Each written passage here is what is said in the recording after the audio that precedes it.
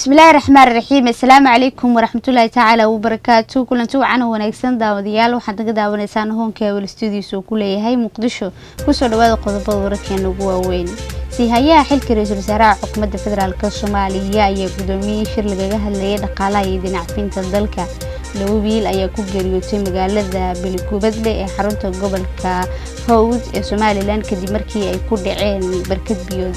khilaafka aloosan wasaaradda cadaaladda Somaliland ayaa sababay in wasiirku uu saxiixa ka hakiyo agaasimaha guud ee wasaaraddaasi. xisbiga mucaaradka ee wadani ayaa sheegay in mashruuca biyo balaarinta Hargeysa uu musuqmaasuq qariyay. akhbaraadka dibadda aad warkeena ku daawan doontaan waxaa kamid ah dalka Mareykanka ayaa hakinaya malaayiin dollar uu sanad walba ku taageeri jiray Itoobiya si ay Itoobiya u joojiso biyo xireenka dalkeeda. qodobada kale ayaad ku daawan doontaan warkeena intuu socdo insha Allah.